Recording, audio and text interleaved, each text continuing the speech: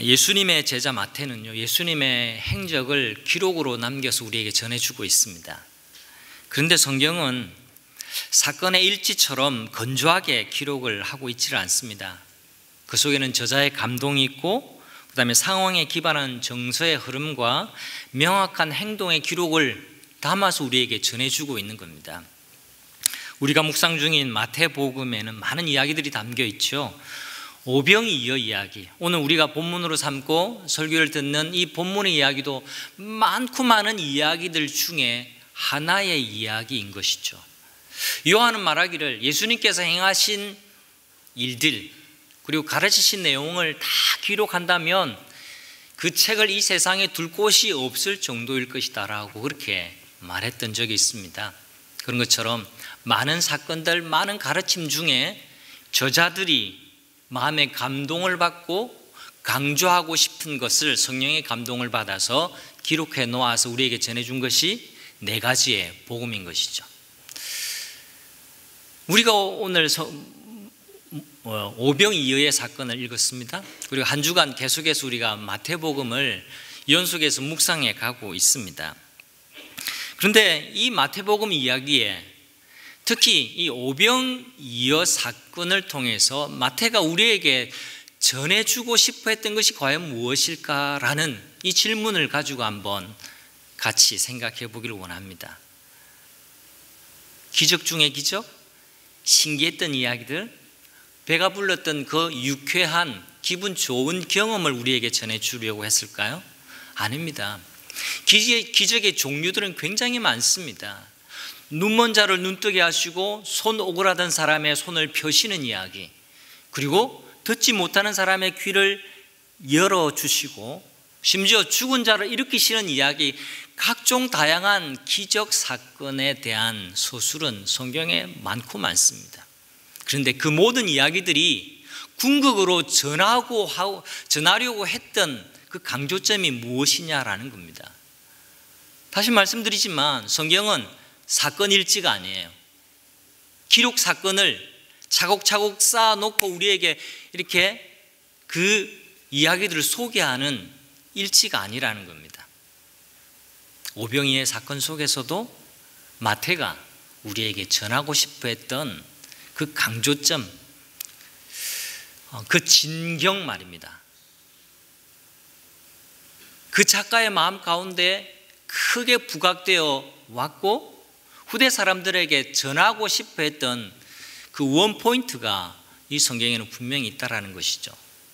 마태복음뿐만 아니라 모든 성경에는 예수 그리스도를 전하고 있는 겁니다. 정말 이 많은 기적의 사건을 통해서 정말 전하고 싶어 했던 것은 예수님이 어떤 분이셨고 예수님의 마음이 어떤 마음이었는지를, 그것을 전해주고 싶어 하는 겁니다. 예수님이 모든 사건의 중심에 계십니다. 예수님이 가시는 곳마다 기적이 일어났어요. 눈먼 자들이 눈뜨게 되었습니다. 듣지 못하는 자들이 듣게 돼요. 죽은 자들이 살아납니다. 오늘 오병이어처럼 들판에 배고픔을 가지고 말씀을 듣던 사람들이 배부르게 되는 놀라운 일들이 생겨나게 된 겁니다. 거친 보리로 만든 빵 5개, 그리고 소금에 절여놓고 조금씩 먹던 그 생선 2마리를 가지고 5,000명, 아니 카운트 되지 않은 여자들, 어린아이들까지 다 하면 10,000명도 더 되는 사람들이 배부르게 먹게 되었던 그 놀라운 이야기를 우리에게 전해주고 있는 겁니다. 여러분, 기적이라는 게 뭔가요? 이 오병이어, 우리에게 익숙하고 주일학교 때부터 굉장히 많이 들었던 이 오병이어 기적 이야기를 통해서 성경이 우리에게, 저자 마태가 우리에게 정말 전해주고 싶어 했던 핵심이 무엇일까요? 기적이라는 게 뭘까요? 여러분, 기적은요, 예수님이 하나님이 보내신 하나님의 아들이시다라는 그 증거를 나타내는 겁니다. 그분이 우리의 구원자가 되신다라고 하는 표지입니다. 9장에 보면 감옥에 갇힌 세례 요한의 마음 가운데 갈등이 생기고 회의감이 들기 시작했습니다. 오실 그분이 바로 당신입니까? 아니면 우리가 다른 사람을 더 기다려야 됩니까? 라고 그 옥에서 제자들을 예수님께 보내어서 질문을 하고 있어요. 예수님, 당신이 정말 메시아 맞습니까? 제가 지금 감옥에 갇혀 있는데 헛된 기대를 하고 있는 것 아닌가요? 이런 질문을 던지는 거예요. 그때 예수님께서 다른 설명해 주지 않으십니다. 그 제자들에게 너희는 가서 이렇게 말을 전하라, 그렇게 말씀하십니다. 가서 듣고 본 것을 세례 요한에게 전해 주라. 눈먼 사람이 보고 저는 자들이 걷게 되며 나병 환자가 깨끗하게 되고 듣지 못한 사람이 듣고 죽은 자들이 살아난다라고 말하라. 그리고 가난한 자들에게 복음이 전파되고 있다고 전해 주어라. 그리고 끝이에요. 여러분, 기적은요, 예수님께서 이 땅에 오심으로 하나님의 나라가 이미 임했다라는 것을 보여주는 증거입니다. 말 그대로 사인이에요. 기적은 이적입니다. 표시라는 겁니다. 신호라는 겁니다. 우리가 고속도로 운전하다 보면 부산 350km라고 표지판에 적혀 있어요. 부산이 우리 눈에 보이지 않습니다. 하지만 이 표지판을 따라가면 부산에 도달할 것이라는 것을 우리가 그 표지판, 표식, 기적을 통해서 우리가 알게 되는 거잖아요. 기적이 바로 그런 것이죠. 오병이어의 사건을 대하는 독자인 우리도 그런 방식으로 이 이야기를 접해야만 합니다. 와, 작은 도시락, 소년이 가졌던 그 보잘것없는 음식 가지고 5,000명이나 먹었다고. 오늘날 나도 배고픈데 나도 배부를 수 없을까? 그런 기대를 가지라고 우리에게 이 사건을 소개해 주는 것은 아닙니다. 오병 이야기가 전해주는 강조점이 무엇인지, 또 오늘날 우리에게 의미하는 것이 무엇인지 같이 한번 생각해 보고자 합니다. 먼저 우리가 잊지 말아야 할 것은요, 예수님은 언제나 사랑을 보여주고 계시다라는 겁니다. 오늘 본문으로 다시 한번 돌아가 볼까요? 오병이의 사건의 첫 발단이 되는 구절은 14절입니다. 14절 이렇게 기록을 하고 있습니다. 예수께서 배에 내려셔서 큰 무리를 보시고 그들을 불쌍히 여기시고 그들 가운데서 앓는 사람들을 고쳐주셨다. 여기 주목할 단어가 있습니다. 그들을 보셨다라는 겁니다.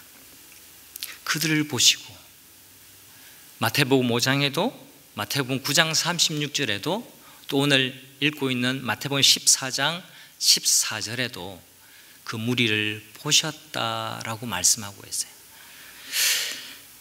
여기서 예수님께서 무리를 보셨다라고 하는 것은요, 그냥 눈앞에 보이니까 보신 게 아니에요. 여기 무리를 보시고라는 말은 사랑에서 우러나와서 숨길 수 없는 긍휼한 마음을 가지고 그들을 보셨다라는 겁니다. 방금 제가 언급한 이 세 구절에 동일하게 나오는 또 다른 단어는 그들을 불쌍히 여기시고라는 말입니다. 그들을 불쌍히 여기셨다. 목자 없는 양 같은 그들을 불쌍히 여기셨다. 그렇게 기록을 하고 있습니다. 예수님의 삶과 사역을 자세히 들여다보면요, 항상 예수님의 삶에는 긍휼과 눈물이 있으셨어요. 병자들을 고쳐주실 때 그냥 습관적으로 시간이 남아서 그렇게 가르쳐 주시지 않습니다. 오늘 본문도 보시면 이렇게 시작을 하죠. 예수께서 그 말을 들으시고, 무슨 말을 들으신 거예요? 바로 앞장을 보셔야 됩니다. 헤롯이 세례 요한을 죽였다라는 겁니다. 그리고 예수님께서 사역을 하시는 것을 헤롯이 소문을 통해 듣게 되는데, 죽었던 세례 요한이 다시 살아난 것 아니냐라고 헤롯 왕이 신하들에게 말하고 있다라는 그 소문을 예수님께서 들으셨다라는 겁니다. 위기감을 느끼십니다. 왜요? 세례 요한을 죽였거든요.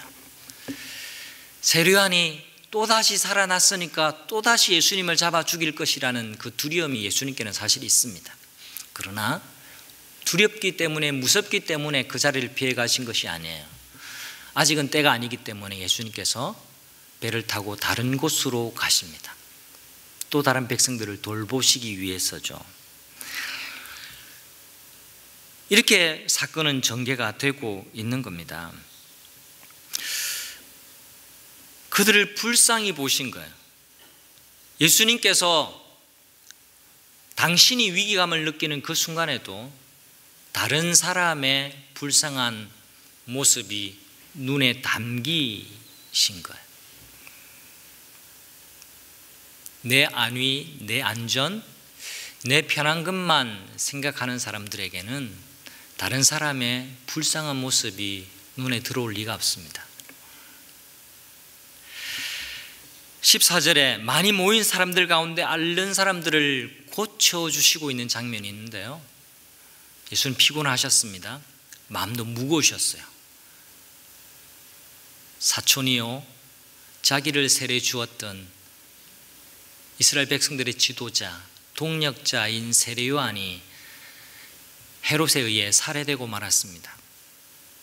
마음에 허탈감이 생기고 마음의 우울감이 찾아올 수 있는 상황입니다. 그런데도 그 순간에도 백성들의 요구와 백성들의 필요, 그리고 그들의 불쌍한 모습을 놓치지 않으셔요. 이게 예수님의 마음입니다. 예수님께서 인기를 더 얻고자 환호를 받기 위해서 일하신 적이 없어요. 역시 예수님이 그러시다라는 것을 지금 마태가 우리에게 기록을 해서 전해주고 있는 겁니다. 성도 여러분, 우리가 선교를 하고 이웃을 돕는 섬김의 유일한 동기, 그리고 그 이유는 바로 이웃의 고통을 불쌍히 여기는 사랑의 마음이어야 됩니다. 이것 놓치면요, 아무것도 아닙니다. 우리 교회가 선교를 열심히 하는 교회입니다. 우리 교회가 기독교 학교만 하는 교회가 아니라 우리 교회가 강조하고 우리 교회가 하나님 앞에 받은 소명의 몫이라고 느끼는 부분이 뭐냐면 이웃을 돌보고 선교하는 일입니다. 근데 그 중심을 잘 잡아야 돼요. 예수님의 사랑, 예수님이 이웃을 불쌍히 여기시고 예수님 믿지 않는 사람들, 앓는 자들, 병든 자들을 불쌍히 여기시는 그 마음을 놓쳐버리면 우리가 그럴듯한 선교를 한다 할지라도 그 선교는 굉장히 위험한 것이 됩니다. 제국적인 선교가 될 수 있습니다. 1년 연구년으로 캐나다에 있다고 왔는데요, 캐나다와 같이 미국과 같이 큰 나라들은 원래 살던 그 원주민들이 있었습니다. 여러분 잘 아시듯이 인디언이라고 불리기도 하는데요, 사실은 인디언은 아니에요. 그 원주민들은 지금 어떻게 사느냐 하면 원주민 마을로 몰려서 그곳에서 나올 수 없는 삶을 삽니다. 네, 먹을 것 줍니다. 기초적인 돈은 지급합니다. 하지만 밖에 나오면 그 지원금은 끊쳐집니다. 그 안에서 자기들끼리 잘 살아라는 거죠. 백인들 사회 속에 들어와서 문제를 일으키지 말라라는 겁니다. 그래서 인디언들은, 그 원주민들은 백인들이 들어와서 선교하는 것, 복음 전하는 것, 교회를 세우는 것을 너무너무 싫어합니다. 그래서 한국 목사님들이 들어가서 거기서 선교합니다. 그 원주민들의 1년 잔치에 한번 가보기도 했습니다. 그곳에서 우리같이 생긴 사람들, 자기들과 좀 비슷하게 생긴 사람들, 복음 전하는 사람들을 환영했지만 백인들에 대해서는 굉장한 경계심을 가지고 자기들이 초대한 백인들만, 자기들을 진정으로 이해하고 사랑하는 백인들만 들어오게 하는 정말 특별한 원주민들의 잔치였습니다. 선교뿐만 아니에요. 우리가 이웃을 대할 때 우리 다 이웃이 있지 않습니까? 제일 가까운 이웃이 우리의 남편이고 우리의 아내입니다. 우리가 이웃을 대할 때에, 다른 사람을 대할 때도 마찬가지입니다. 내 마음의 동기가 상대를 불쌍히 여기는 마음이어야 됩니다. 내 마음 가운데 내가 이 정도 되니까 내가 이 정도는 도와줄 수 있어, 라고 시해하는 마음으로 우리가 선교를 하고 이웃을 돕는다고 한다면 그건 예수님의 마음이 아니에요. 예수님 어떤 순간에도 그런 마음으로 그들을 보시지 않았습니다. 성경에 그들을 보시고 그들을 불쌍히 여기셨다라고 하는 이 단어 속에는, 이 예수님의 마음의 상태 속에는 그들에게 시해하는 마음이나 높은 지위에서 높은 수준의 입장에서 낮은 수준의 사람에게 무엇을 시해해주고 거두어주고 그들에게 뭘 베풀어준다, 이런 마음의 자세가 아니었다라는 겁니다. 이 점에 한 120년 전, 130년 전에 우리나라 이야기를 여러분에게 좀 소개하고자 합니다. 여러분 꼭 한번 읽어보셔도 좋겠습니다. 닥터 홀의 조선회상이라는 책이 있어요. 120년 전에 이 땅에 왔던 부모님 그리고 그 자녀인 셔우드 홀의 이야기인데요. 그리고 그 당시의 조선의 상황들을 굉장히 자세하게 적어놓고 있습니다. 이 책의 저자인 셔우드 홀은 아버지 홀, 어머니 로제타 셔우드 사이에 태어난 선교사 자녀입니다. 한국에서 태어났고 이 한국에서 다시 돌아와 한국에 유명한 사역을 한 헌신적인 선교사였습니다. 여러분 크리스마스 실 아시죠? 이분에 의해서 시작되어졌습니다.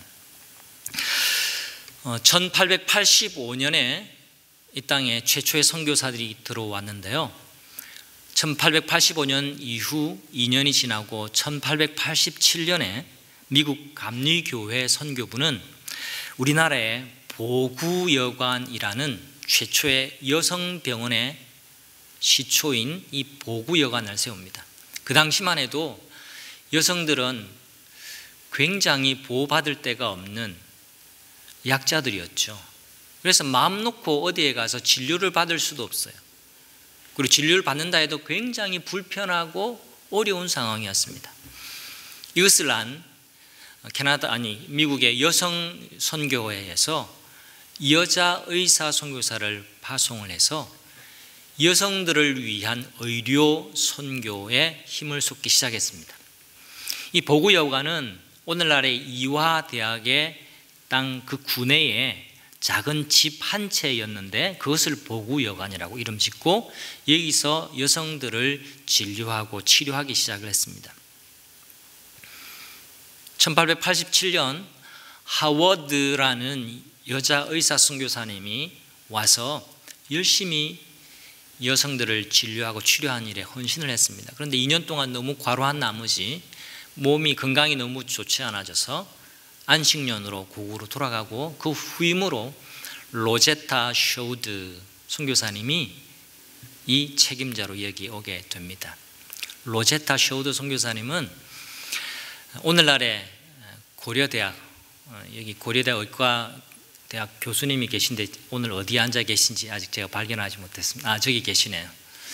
고려대학의 전신인 경성여자의료전문대학을 설립한 분이에요. 이 로제타 셔우드가 보구여관에서 의료 선교를 하면서 가족들에게 보낸 그 편지와 일지가 남아있는데 거기에 기록이 남아있는 그 이야기가 조선회상이라는 책에 그대로 기록되어 있습니다. 그 내용을 제가 여러분에게 좀 설명을 하고 싶어요.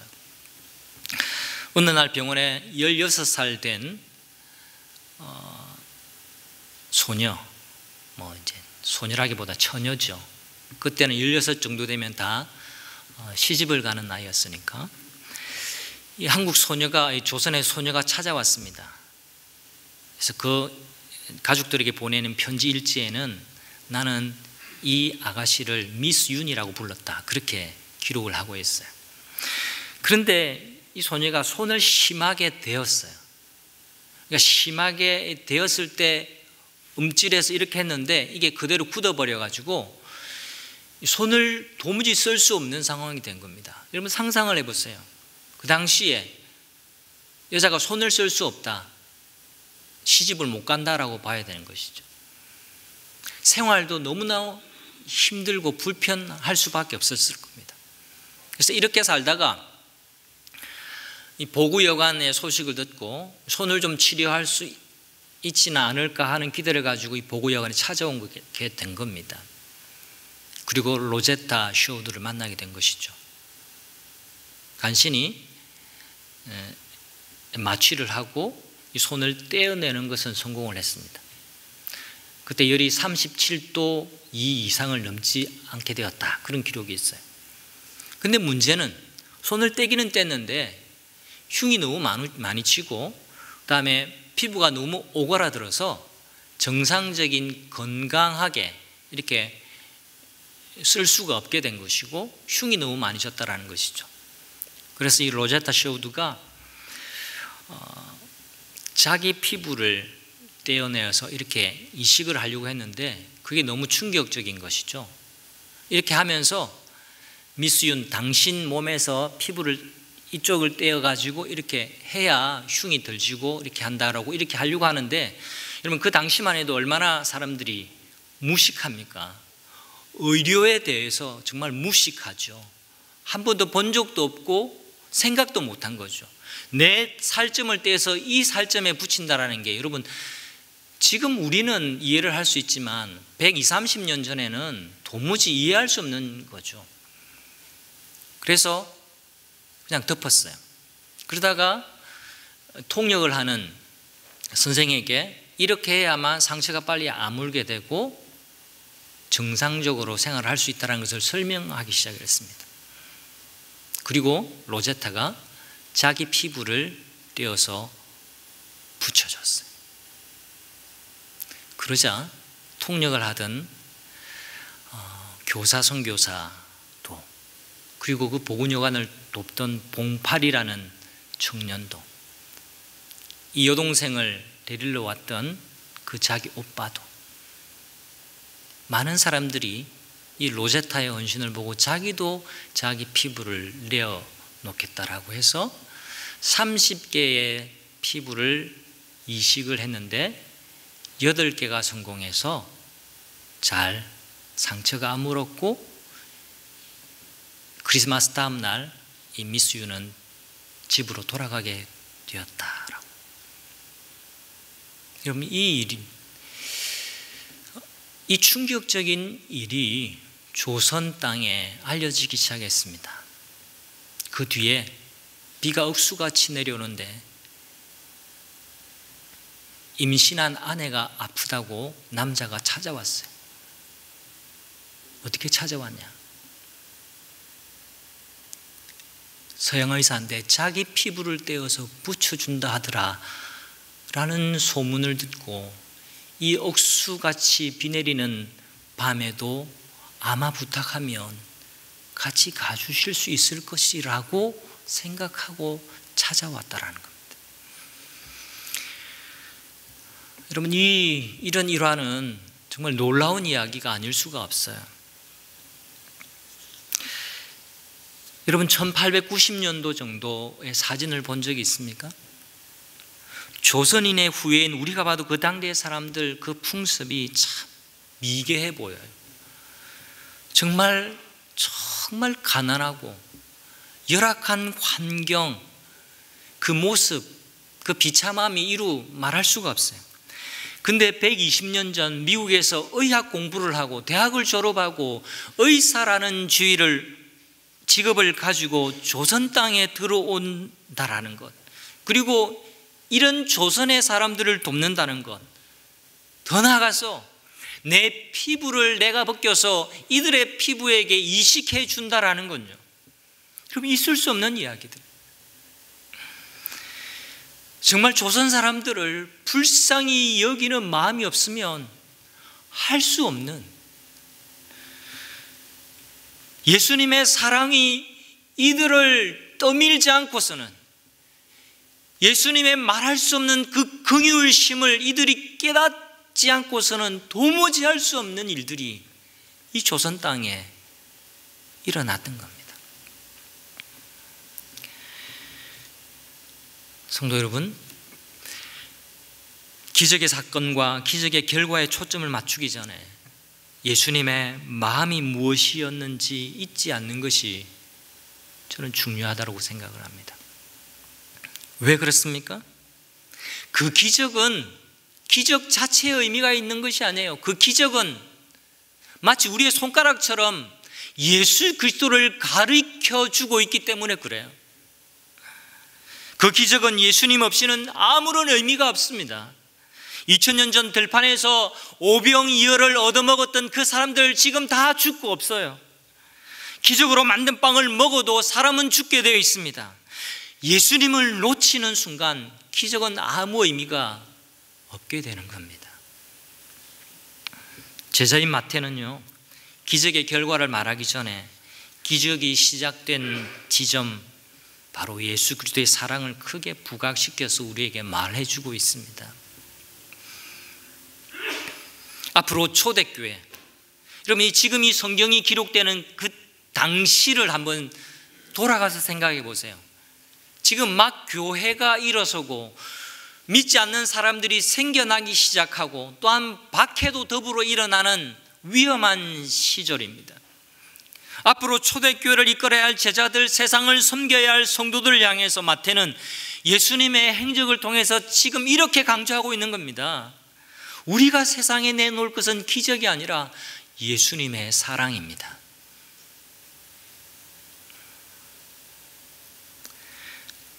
우리가 예수님을 믿는다고 하면서 우리 속에 사람을 긍휼히 여기는 마음이 없다면, 사람을 긍휼히 바라보는 마음 대신에 비판하고 정죄하는 매서운 마음만 있다면 우리 신앙은 병든 겁니다. 아니면 아직 우리가 거듭나지 못한 것일 수 있습니다.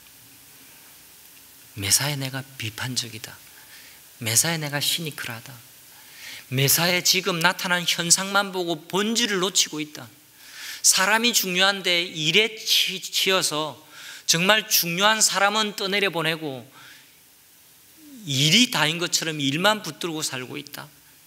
여러분, 우리가 지금 실수하고 있는 겁니다. 다시금 예수님이 어떻게 사셨는지 되돌아가서 묵상해 볼 필요가 있습니다. 우리 자신을 돌아보십시다.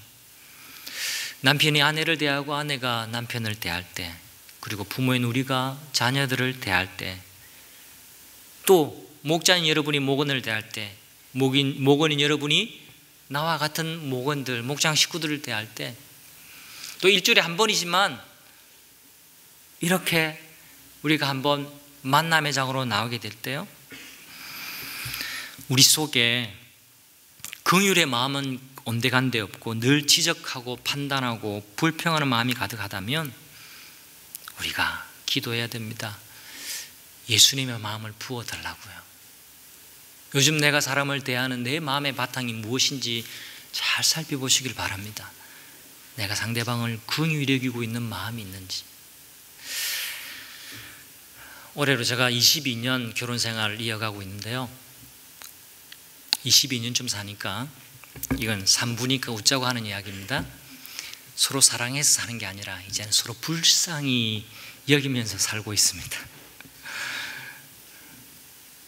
그래, 우리가 서로 불쌍히 여겨야지. 그러면서 서로 살고 있습니다. 서로 불쌍히 여겨야 됩니다. 자식들 내 마음대로 되지 않죠. 일단은 자식을 불쌍히 여기는 마음이 있어야 돼. 이건 지금 제게 하는 이야기예요. 여러분 모두에게도 적용되지 않을까요? 불쌍히 여기는 마음. 화내고 역정내기 전에 이 자식이 얼마나 힘들면 이럴까, 저 자매가, 저 형제가 내가 알지 못하는 어떤 일들이 있었을 수도 있겠구나, 얼마나 힘들면 이런 식으로 행동할까, 어디 나한테 그럴 수 있어? 이런 마음 말고요, 서로를 불쌍히 여기는 마음. 여러분 성경에 피차 사랑하라 이 말씀 있는 것 아시죠? 동일하게 피차 불쌍히 여기라는 말씀도 있어요. 이게 예수님의 마음이에요. 예수님께서 제자들에게 이렇게 말씀하고 계십니다. 오늘 설교의 제목이기도 한데요, 너희가 먹을 것을 주어라, 이렇게 말씀해요. 뜬금없는 말씀입니다. 도전적인 말씀이에요. 예수님 지금 판단을 못 하시는 걸까요? 이 빈들에 먹을 것 하나도 없는데 이 많은 사람들을 어떻게 먹일 수 있다는 말이에요. 예수님 잠시 개념을 내려놓으신 걸까요? 예수님도 아세요. 빌립이 이 많은 사람들 먹이려면 200데나리온이나 되는 돈이 있어야 되는데 예수님 무슨 말씀을 하고 계세요? 예수님도 그 정도는 아신다고요. 그럼에도 불구하고 예수님 도전적인 말씀을 하십니다. 묵상의 기술 중, 기술이라 표현하기는 좀 그렇습니다. 묵상의 팁 가운데 하나는요, 역설적인 말씀이 나올 때는 역설적으로 다시금 묵상을 해보세요. 예수님 우리보다 상식 이하의 분이 아니에요. 그런데 왜 상식 이하의 대화와 예수님의 말씀을 여기에 기록하고 있느냐? 그건 우리의 상식을 뛰어넘는 의미를 전하시기 위해서입니다. 그 주님이 오늘날 저와 여러분에게 너희가 먹을 것을 주어라, 그렇게 말씀을 하고 계세요. 제자들에게 빈들에 굶주려 있는 백성들을 제자들에게 먹이라고 말씀을 하고 계십니다. 저는 이렇게 하면서 예수님은 예수님의 마음을 제자들에게 이식시켜 주고 있다라고 저는 묵상합니다. 제자들이 이렇게 말합니다. 예수님 보시다시피 여기 빈들이에요. 날도 이미 저물었습니다. 그러니 무리를 헤쳐보내서 제각기 먹을 것을 사 먹게 마을로 보내는 것이 좋겠습니다. 이것이 제자들의 대책이에요. 다른 복음서에 보면 200데나리온이나 있어야 됩니다, 그렇게 말합니다. 제자들의 대책은 딱 하나죠. 무리들을 이제 집으로 돌려보내라는 겁니다. 그러나 예수님은 다르셔요. 무리를 불쌍히 여기신 그 마음으로, 그 마음과 지금 제자들의 마음을 비교, 대조하고 있는 겁니다. 예수님은 제자들에게 이렇게 말씀하시죠. 너희가 먹을 것을 주어라. 이게 예수님의 대책이에요. 주님은 바로 기적을 행하실 수 있습니다. 이 말씀하지 않고 그래?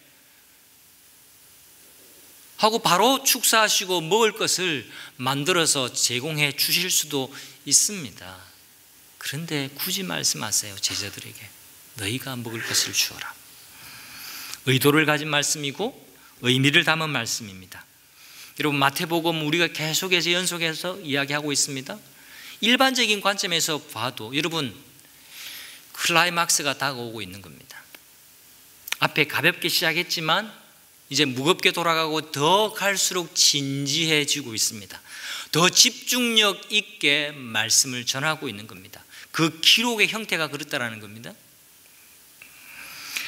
제자들에게 정신을 바짝 차리게 만드는 말씀입니다. 제자도가 무엇인지, 참 신앙이 무엇인지를 지금 근본적으로 되돌아보게 하는 말씀이죠. 여러분, 성경에 두 가지의 장면을 대조하고 있습니다. 들판에서 사람들이 기적의 음식을 먹는 이 잔치가 벌어지는 장면하고, 하루 앞에 본문을 열어보시면 헤롯의 궁에서 헤롯과 그 신하들이 술판과 춤판을 벌여가면서 무녀들과 흥겨운 음악 소리에 취해서, 그리고 술에 취해서 막 기분 좋게 떠들어 제끼는 장면을 우리에게 설명해 주고 있습니다. 얼마나 기분이 좋고 흥분했는지 헤롯은 이렇게 말합니다. 딸에게 춤을 추게 해놓고 네가 뭘 원하지 내가 다 들어줄게. 그러자 헤로디아의 딸의 귀에 이런 말을 집어넣죠. 세례 요한을 못 뵈게 해서 목을 소반에다가 담아 와 달라고 부탁을 해라. 여러분, 실제로 그 잔치의 결과는 의로운 사람이 살아야 되는 것으로 끝납니다. 그 그림과 그 장면과 바로 뒤에 빈 들판에서 5,000명이 소박한 식사지만 기적의 식사를 먹는 장면과 연이어 있는 겁니다. 백성들이 그러니까 의지할 곳이 없습니다. 헤롯이 저러고 있으니. 예수님이 무리를 불쌍히 여기신 이유가 바로 여기 있습니다. 그들이 목자 없는 양같이 보였기 때문에 그래요. 주님은 제자들에게 지금 이렇게 말씀하고 싶은 거죠. 5,000명을 먹어 치우는 사람이 되기보다 너희는 5,000명을 먹이는 사람이 돼야 돼. 많은 사람을 먹이는 제자의 삶을 살아야 돼. 그게 하나님의 나라야. 그렇게 말씀해 주고 있는 겁니다. 제자들이 그 많은 사람들을 위해서 음식을 마련하지 못합니다. 기적의 음식은 오로지 하나님만이 마련하실 수 있습니다. 그러나 이 일에 순종하고 심부름을 하는 일은 제자들에게 달려 있었던 거죠. 그들이 이렇게 말합니다. 예수님, 우리에게 있는 것이라고는 보리빵 5개하고 물고기 2마리밖에 없어요. 그것들을 내게로 가져오라. 예수님 그렇게 말씀하십니다. 이때부터 놀라운 기적이 시작되어져요. 여러분, 이 짧게 주고받는 대화 속에 핵심을 우리 모두 간파해야 됩니다. 없는 것에 신경 쓰지 말고 있는 것에 집중하는 것이 우리에게 중요합니다. 제자들은 예수님 없으니 200데나리온 있어야 이것을 다 먹일 텐데 200데나리온조차도 없는 것 주님 알고 계시지 않나요? 없으니까 각자 도생. 이게 해답이에요. 예수님 헤쳐 보내시고 마을로 들어가서 다 알아서 먹게 합시다. 제자들의 대책입니다.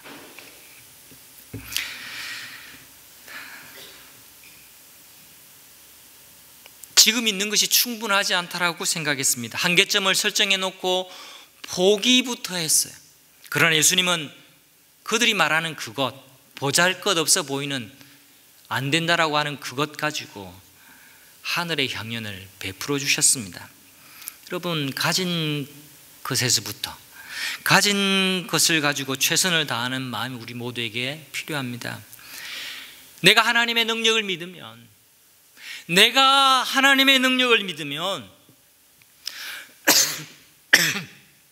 내가 가진 적은 것, 보잘것없는 것에 실망하지 않을 수가 있습니다. 그런데 내가 하나님의 능력을 믿지 않으면 가진 것은 더 보잘것없게 느껴지고 아무것도 아닌 것으로 그때부터 느껴집니다. 이것이 있는 자는 더 얻게 될 것이고 없는 자는 그 있는 것마저도 빼앗기게 될 것이라고 하는 영적인 원리입니다. 하나님 안에서 내가 있는 것 드려보십시오. 더 많이 얻게 될 겁니다. 하나님 앞에 내가 있는 이것조차도 없다라고 생각하고 하나님의 손 위에 재료를 올려놓지 않으면 그 있는 것마저도 우리에게 사라져버리고 말게 될 것입니다. 예수님이 소년의 도시락 없어도 빈들에서 사람들을 먹일 수 있었다라고 저는 믿습니다. 무에서 유를 창조하신 분이기 때문에 그래요. 그런데 예수님께서 굳이 그것을 내게로 가져오라 말씀을 하시고 제자들이 보는 앞에서 하늘을 향해서 축사하시고 그리고 떼어서 제자들에게 나누어 주도록, 여러분 5,000명이나 되는 사람들을 그 들판에 앉히시고 그들에게 12명의 제자들 혹은 더 많은 제자들이라 할지라도 나누어 주고 또 돌아오고 나누어 주고 또 돌아오고 하는 것이 굉장히 수고로운 일입니다. 그리고 나누어 주고 또 돌아와서 음식이 또다시 부풀려지고 또다시 생겨나게 된 것을 보는 과정을 통해서 이들 속에 하나님의 능력을 목격하면서 이들 속에 믿음이라는 것이 생겨나게 된 겁니다. 여러분, 빵 5개, 물고기 2마리, 이건 배부르게 먹을 만한 음식이 아닙니다. 그냥 요깃거리예요. 소년의 도시락입니다. 그런데 놀랍게도 기적의 재료가 되었습니다. 하나님은 우리의 작은 헌신을 통해서 기적을 이루십니다. 저는 오늘 이것을 은혜의 마중물이라고 이름 붙이고 싶습니다. 요즘은 이게 없는데요, 어릴 적에 여러분 마을에 작두같이 생긴 물펌프 여러분 보신 적이 있으시죠? 그 물펌프 관 속으로는 주전자 같은 모양의 용기가 밑에 달려 있는데 그게 지하수까지 내려가서 물을 퍼올리고 하는 겁니다. 그런데 중요한 건 그 펌프질을 하기 위해서는 한 바가지의 물이 필요한 거죠. 그 한 바가지의 물을 붓기 시작하고 펌프질을 해야 지하수가 말 그대로 콸콸콸콸 하고 솟아 나오게 되는 것입니다. 우리의 작은 헌신이 마중물과도 같아요. 내가 못하는 것에 여러분 신경 너무 쓰지 맙시다. 이 한 주간 또 직장에서 다양한 일들 만나게 될 겁니다. 우리는 다양한 인간들을 접하게 될 것이고, 목사에게, 목자에게, 남편과 아내에게 다 말하지 못하는 희한한 일들을 우리가 또 겪게도 될 겁니다. 여러분, 그럴 때마다 내가 못하는 것에 너무 신경 쓰지 마시고 내가 할 수 있는 것에서부터 집중하고 기도하면 됩니다. 그것이 하나님이 기적적으로 일하시는 마중물이 될 수가 있는 겁니다. 실망하고 낙심하고 있는 목장 식구에게 여러분의 따뜻한 한마디가 그들에게는 기적의 마중물이 되게 할 수도 있고요, 매주 모여서 중보 기도하는 그 기도가 은혜의 마중물이 되기도 합니다. 목장 기도하실 때에 목장의 기초 가운데 기도 응답이에요. 그리고 매주 모여서 목장에서 맛있는 음식도 먹지만 빠지지 말아야 할 것이 기도하는 것입니다. 기도하고 다음 주 어떻게 이 기도가 응답되어졌는지 우리가 목장 식구 증인으로서 그 증거를 함께 보는 거예요. 그 경험이 늘다 보면 목자가 매끄럽게 인도 못해도 괜찮아요. 목자가 좀 부족해도 괜찮아요. 그런데 그 목장 현장에 그 하나님의 기적의 증거들이 우리 눈에 보기 시작하면 그 목장은 은혜 현장이 되는 것이고요, 그 목장이 은혜로운 목장이 되는 것입니다. 여러분, 내가 무엇을 못한다고 생각하고 말하기 전에 할 수 있는 만큼 한 걸음 내디뎌 보십시오. 하나님 오늘날 우리에게도, 저와 여러분에게도 너희가 먹을 것을 주어라, 그렇게 말씀하고 계십니다. 마가복음 6장 37절에 보면 예수님의 이 말씀에 짜증 섞인 대답을 제자들이 하고 있어요. 마치 마가는 우리의 마음속으로 들어왔다가 나간 것 같아요. 그때 제자들이 어떻게 말하고 있냐면, 마가복음 6장을 제가 읽어드릴게요. 예수님, 그러면 우리가 가서 빵 200데나리온 어치를 사다가 그들에게 먹이라는 말씀이에요? 막 예수님께 대어들고 있어요. 예수님 지금 말도 되지 않는 소리를 하고 계시네요 라고 말하는 겁니다. 예수님의 제자들이 왜 이렇게 반응을 하고 있습니까? 너희가 먹을 것을 주어라고 말씀하셨을 때 제자들은 자기들의 힘으로, 자기들이 가진 수단으로, 그들의 방법으로 주라는 것이라고 이해했기 때문에 그렇습니다. 여러분에게 너희가 먹을 것을 주어라 라고 오늘 주일에 생명의 말씀으로 주고 계십니다. 여러분이 가진 재산으로, 여러분이 가진 자원으로 그들을 먹이고 그들을 살리고 그들을 도와주라, 그렇게 말씀하시는 게 아닙니다. 우리가 돕기 시작하면 하나님이 하시겠다라는 겁니다. 예수님은 우리가 공급자가 아닌 것을 누구보다도 잘 아십니다. 우리는 분배자예요. 은혜의 분배자입니다. 나누는 사람입니다. 우리가 나누기 시작하면 그때부터 하나님이 일하기 시작하셔요. 살다 보면 이럴 때가 있죠. 내가 이거 언제까지 도와야 하나? 이건 내가 해야 될 맞나? 막 마음에 부담만 쌓이고 그 부담이 지나쳐서 나중에는 강팍한 마음으로 변할 때가 있어요. 목자의 섬김이 때로는 한없이 무거움을 느낄 때가 있습니다. 목자 여러분, 그 무거운 마음을 내려놓으시고 너희가 먹을 것을 주어라, 이 말씀에 순종하시길 바랍니다.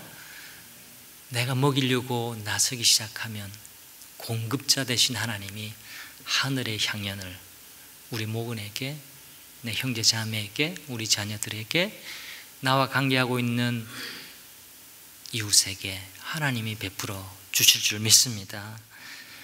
우리는 이 순간 예수님의 관점이 필요합니다. 이 땅에서 내가 책임을 다 완벽하게 져줄 사람은 없습니다. 져줄 수도 없어요. 도와주고 싶은 사람 다 도와줄 수도 없습니다. 그렇다고 반대로 아예 돕고 섬길 마음을 아예 안 품으면 되나요? 그건 올바른 대안이 아닙니다. 그건 예수님의 맥락에서 벗어나도 한참을 벗어난 거예요. 예수님의 마음이 아닙니다. 내게 마음을 주실 때 세미한 음성으로 형수봐, 네가 먹을 것을 주렴, 네가 손 내밀렴, 네가 다가가렴, 그렇게 말씀하실 때 그때 순종하는 겁니다. 다르게 표현하면 이 부담이 하나님이 주고 계시는 것인지 하나님께 기도해 보는 겁니다. 그리고 내가 할 수 있는 만큼 마음을 다해서 섬기고 도우면 됩니다. 그리고 자유하면 됩니다. 편하게 생활하면 됩니다. 이 한 주간 주님은 우리에게 너희가 먹을 것을 주어라 말씀하고 계십니다. 이 말씀이 저와 여러분에게 생명의 말씀으로 한 주간 자리 잡을 수 있기를 간절히 바랍니다. 하나님 우리를 사용하기를 원하십니다. 우리를 사용하라고 자신을 내어드릴 수 있기를 바랍니다. 그러면 우리 인생의, 우리 영혼의 공급자 되신 능력의 하나님께서 나를 책임져 주시고 우리의 이웃을 도우실 줄 믿습니다. 우리 다 함께 자리에 일어나시고 헌신 찬송 드릴까요?